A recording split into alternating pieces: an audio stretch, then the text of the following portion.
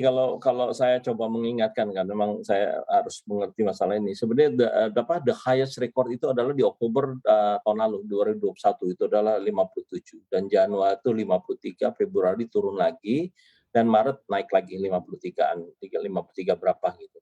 Dan, perlu diketahui bahwa PMI ini adalah, faktornya ada beberapa itu salah satunya adalah produk apa, adanya order order baru ya, kedua adanya stok ya level, dan ketiga adalah masalah mengenai pabrik kapasitasnya, dan keempat adalah masalah logistik, dan ada satu lagi masalah, eee, kep jadi kalau kita ngelihat ini kan ini tergantung gitu, tergantung, maksudnya dari 4 faktor itu. Dan kalau kita ngelihat kenapa PMI-nya naik itu karena, sudah adanya green light PPNBM-nya kan, mulai mulai dikeluarkan peraturannya itu kan kalau nggak salah baru keluar Maret, berlaku bulan Maret.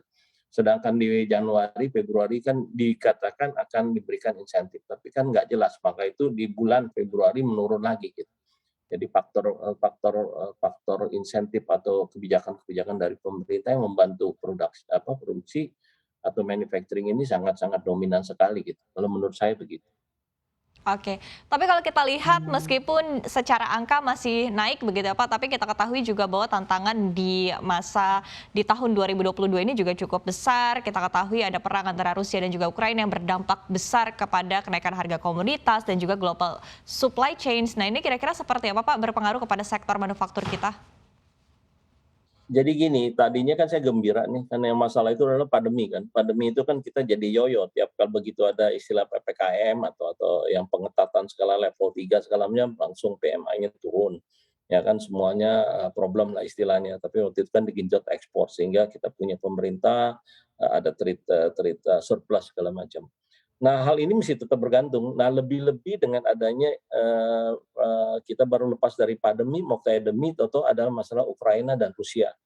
Nah, kita nggak boleh anggap enteng, Ukraina sama Rusia ini kan saya membaca ada beberapa, kayak Boston Consultant, terus, pengamat-pengamat dari luar atau analisa mengatakan kalau sampai ini berlaku medium term, maksudnya, dalam waktu 2 minggu, kan waktu itu kan diprediksi perangnya itu hanya 2 minggu ya. Kalau 2 minggu tuh gimana, sebulan bagaimana, ini kan sekarang udah lebih dari sebulan. Jadi udah, orang nggak ada yang tahu lagi gitu. Nah, ini ekonomi ekonomi dunia itu udah diprediksi bahwa akan, menurun. Jadi menurun, jadi IMF kalau nggak salah memprediksi itu akan, kalau dengan jangka menengah aja itu sekitar 2% dari dunia dah, itu kan akan dampaknya ke Indonesia.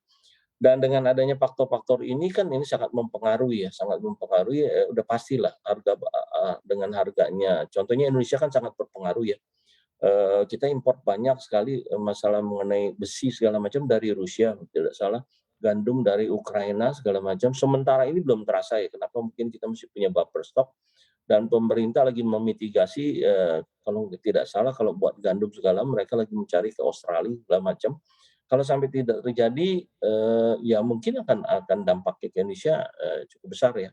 Sehingga itu Anda bisa ngerasain sendiri kan, Pertamax naiknya ini cukup cukup cukup tinggi banget ya, Ya. 35% dari 3.500 ya. Itu kan sangat terasa, belum yang lain-lain. Tapi kan pemerintah juga akan berat, kenapa? Karena Pertalite itu kan ditahan, itu kan Ya. subsidi.